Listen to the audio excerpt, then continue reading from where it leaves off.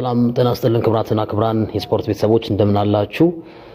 በኦርቶዶክስ እምነት መከተልን ምክንያት በማድረግ እንዲሁም በሃይማኖት ያለኝን አቋም ባለፈው በወጣው የካውንስል ምክር ቤት ደብዳቤ ምክንያት ማንጸባረቅን ተከትሎ የትርታ ኤፍኤም ጊዜያዊ ስራ አስኪያጅ ወደ ስራዬ ገበታ እንዳልገባ በጥበቃ እንዳባረረችኝ መናገር ወዳለው ዛሬ የዕለቱን ፕሮግራም ለማቅረብ ወደ ስቱዲዮ ሳመራ በጥበቃ ወደ ስቱዲዮ መግባት እንደማልችል ተነግሮኛል።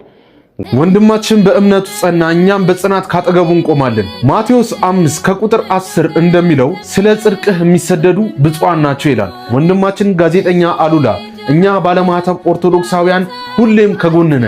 በእምነቱ ምክንያት ከሥራ ገበታው በመባረሩ እኛ ኦርቶዶክሳውያን ዛሬም ድምጻችንን አጥፍተን ያለነው።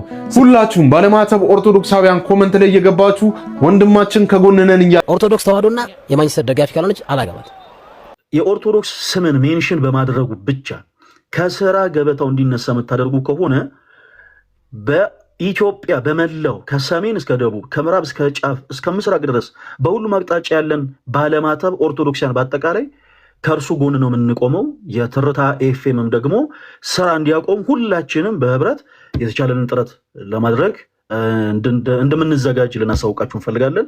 ወንድማችን አሉላ እንግዲህ በስፖርት ጋዜጠኝነት ላይ የምታውቁት ወንድማችን አሉላ ኦርቶዶክሳዊ የሆነችን ሴት ነው ማግባት የምንፈልገው በማለቱ ብቻ ሌላ የሌሎችን እምነት የሚያጠላሉ ነገሮችን ሳይናገር ኢቨን የራሱን እምነት በሌላ አይነት ወይ በመስበክ አይነት እንኳን መንገድ ሳይናገር ስለ ግል ኦፒኒየኑ ተጠይቆ የትርታ ኤፍኤም አይደል ትርታ ኤፍኤም ምናምን ነገር ላይ ነው የሚሰራው። ብዙ ስለማልከታተል ነው እና የግል ኦፒኒየኑን የተጠየቀው ምን አይነት ሴት ነው የምታገባው ሲባል የማንቸስተር ደጋፊ የሆነችን ሴትንና ኦርቶዶክሳዊ የሆነች ሴት ካልሆነች አላገባም የሚል ግላው የሆነ ፈቃዱን ነው የመለሰው። እና ከወንድማችን ጋዜጠኛ አሉላ ፍሬው ጎን የመቆም ጥሪ መላው ኦርቶዶክሳውያን በአጠቃላይ ሰሞኑ የተከሰተውን ነገር ሰምታችኋል። ወንድማችን ባለበት የስፖርት ጋዜጠኝነት ሙያ ጥያቄ ይጠየቃል። የተጠየቀውንም ጥያቄ የሚደግፈውን የስፖርት ክለብና የሃይማኖቴ ተከታይ ካልሆነች አላገባም ማለቱን ተከትሎ የግላዊ አቋሙን ተጽዕኖ አሳድረሃል፣ ሌላውን አጥላልተሃል በሚመስል አይነት ታዋቂው የስፖርት ጋዜጠኛ አሉላ ፍሬው በሃይማኖታዊ አቋሙና በሰጠው አስተያየት ምክንያት ከስራ ገበታው መታገዱን ገለጸ። ጋዜጠኛው በዛሬው ዕለቱን ፕሮግራም ለማቅረብ ወደ ትርታ ኤፍኤም ስቱዲዮ በሚያመራም በጥበቃ ሰራተኞች እንዳይገባ መከልከሉን አስታውቋል። የእገዳው መንስኤ ምንድነው? እንደ ጋዜጠኛው አሉላ ገለጻ ከሆነ ለዚህ እገዳ ዋነኛ ምክንያት በቅርቡ በነበረው የሲዲ ስፖርት ፕሮግራም በኤቨርተን እና በማንቸስተር ዩናይትድ ጨዋታ ትንታኔ ወቅት የሰጠው የግል አስተያየት ነው። ጋዜጠኛው በወቅቱ የኦርቶዶክስ እምነት ተከታይና ማንቸስተር ሲቲ ዩናይትድ ደጋፊ ካልሆነች ሴት ጋር ትዳር አልመሰርትም ማለቱ ተከትሎ በጣቢያው ጊዜያዊ ስራ አስኪያጅ ውሳኔ ከስራ ገበታው እንዲታገዱ መደረጉን ገልጿል። የጋዜጠኛው የአሉላ አቋም አሉላ ፍሬው ለተከታዮቹ ባስተላለፈው መልእክት ለሚከተሉት ነጥቦች አጽንኦት ሰጥቷል። የጣቢያው ውሳኔ የግል አቋሙ እንደማያስቀይረውና በእምነቱ እንደሚጸናም ገልጿል። የተላለፈው ውሳኔ የጣቢያውን ባለድርሻ አካላት በሙሉ የማይወክልና ጊዜያዊ ስራ አስኪያጅ የግል አመለካከት ውጤት እንደሆነም ገልጿል። ይህ ችግር በአስቸኳይ የማይፈታ ከሆነ በብዙዎች ዘንድ የሚወደደው ሲዲ ስፖርት ፕሮግራም ላይ የመሳተፍ ትንታኔዎችን የማቅረብ ዕድሉ አደጋ ላይ መውደቁንም ጠቁሟል። ጉዳዩ ላይ ትርታ ኤፍኤም በኩል የተሰጠው ይፋዊ ምላሽ እስካሁን የሌለ ሲሆን ጋዜጠኛው ግን አሁን ባለው አቋም እንደሚቀጥል ለደጋፊዎቹም አረጋግጧል።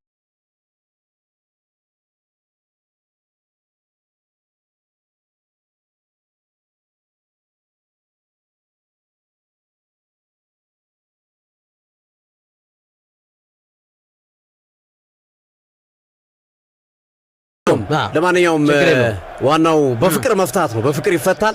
አሉቲ የሚያጠፋው ነገር ካለ ይቅርታ ይጠይቃል። ችግር የለበትም። አሉቲ ካጠፋ ታናሽ ነው ይመከራል።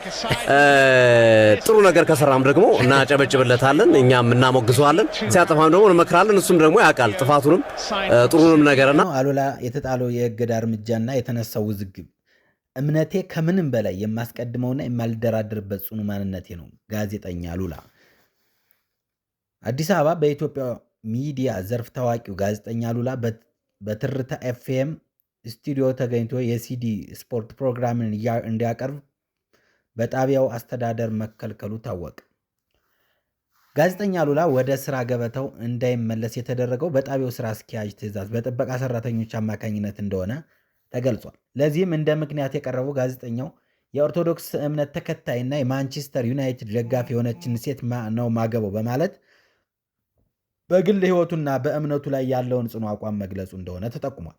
ክስተቱ ይበልጥ አነጋጋሪ የሆነው ጋዜጠኛው ሌሊቱን ሙሉ በመቄዶንያ የገቢ ማሰባሰቢያ መርሃ ግብር ላይ በበጎ ፈቃደኝነት ሲያገለግል አድሮ ለሙያውና ለአድማጮቹ ባለው ክብር ያለበቂ እረፍት ወደ ስቱዲዮ ባመራበት ወቅት መፈጸሙ ይበልጥ የሲዲ ስፖርት ዋና አዘጋጆች የሆኑ ሶፊ እና ግርምሽ ለባልደረባቸው ያላቸውን አጋርነት በመግለጽ የተወሰደውን እርምጃ በደብዳቤ ጭምር ተቃውመውታል።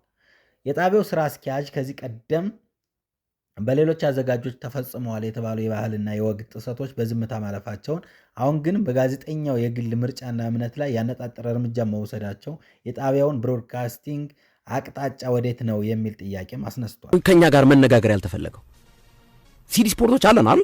ሶፊ አለ፣ እኔ አለው አሉላ ከመከልከል በፊት ከአሉላ ጋር ሌላ ሰጣ ገባ ውስጥ ከመግባት በፊት ምንድነው የተፈጠረው ነገር አብራሩልን እስኪ እንወያይ ተብሎ ከኛ ጋር መነጋገር ያልተፈለገበት ምክንያት እኔ በጣም ግራ ይገባኝ። እሱ ላይ ነው ትልቁ ሰቱ በየማለት አሉቲ ጋር በተገናኘ አድማጮች ነገሩ መፍትሄ እንዲያገኝ ሲዲ ስፖርት ጥረቶች እናደርጋለን፣ ስራዎችን እንሰራለን፣ ብዙም አትጨነቁ ለኛ ተወለን ብለናል እኮ። ይሄንን ጉዳይ እኮ አድማጮቻችን እኛን ነው ባይዘው ሲዲ ስፖርት ነው የተከሰሰው ወይም የተጠየቀው ማለት ነው፣ ማብራሪያ እንዲሰጥ የተጠየቀው ማለት ነው።